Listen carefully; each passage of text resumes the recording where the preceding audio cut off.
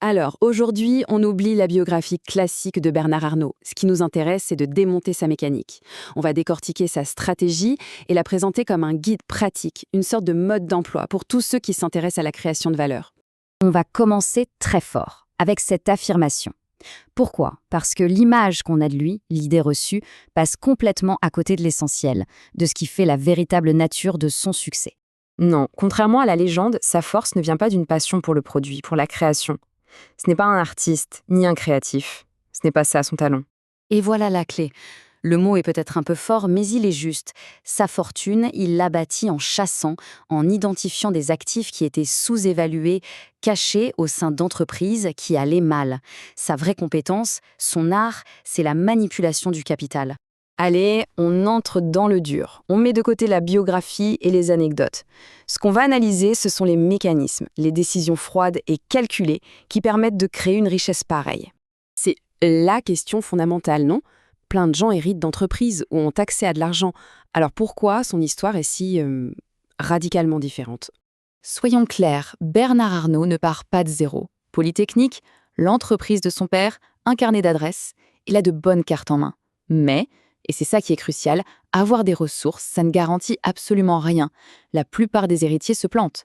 Lui, il a joué ses cartes d'une manière totalement à part. On attaque maintenant le cœur du réacteur, sa première règle d'or.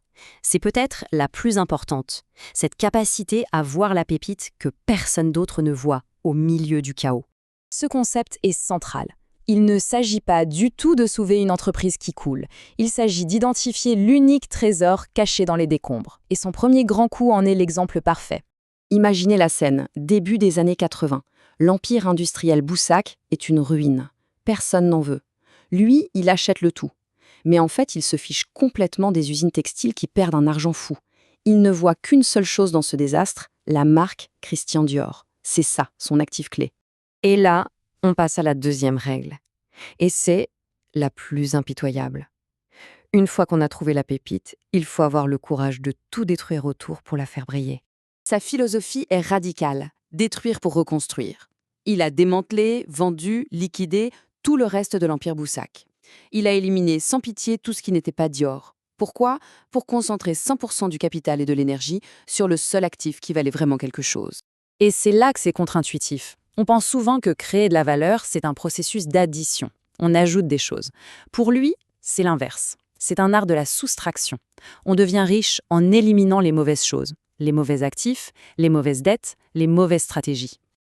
Ok, donc on a isolé l'actif, on a nettoyé tout ce qui était inutile autour. Il reste la troisième et dernière règle, construire une forteresse imprenable autour de cet actif. Le but, s'assurer d'une domination totale et sur le long terme. Arnault a compris quelque chose de fondamental sur le luxe. Ça n'a presque rien à voir avec le produit. Un sac, ça reste du cuir et des coutures. Ce qui a de la valeur, c'est l'immatériel. C'est le désir, le statut, l'exclusivité. Et la beauté de la chose, c'est que ça n'a pas de limite de prix. Et ce contrôle, il le transforme en une véritable machine, une recette qui marche à tous les coups. Premièrement, il achète les marques que tout le monde désire. Deuxièmement, il verrouille la distribution, il est le seul maître à bord. Troisièmement, il contrôle l'image à 100%. Et enfin, il augmente les prix, encore et encore. C'est une boucle que ses concurrents ne peuvent tout simplement pas imiter. Bon, maintenant qu'on a vu les trois règles, prenons un peu de hauteur. Quand on les met ensemble, ça ne donne pas juste une stratégie. Ça donne un état d'esprit, une vision du monde des affaires qui est radicalement différente. Et voilà, on touche au cœur de la différence. La plupart des entrepreneurs pensent produit. Ils veulent créer le meilleur produit, le plus beau, le plus innovant. Arnault, lui, ne joue pas à ce jeu-là. Il pense pouvoir. Comment est-ce que je peux contrôler le terrain de jeu lui-même? Son vrai coup de génie, il est là. Il ne voit pas des entreprises, il voit un échiquier. Chaque marque est une pièce avec ses forces et ses faiblesses. Chaque acquisition, c'est un coup stratégique pour renforcer sa position et affaiblir l'adversaire. En fait, il joue une partie que les autres ne comprennent même pas. Et s'il n'y a qu'une seule chose à retenir, une seule idée, c'est celle-là. Bernard Arnault n'est pas un génie du luxe.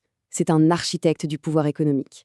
Il a compris que le produit, c'est juste un appât pour attirer le client.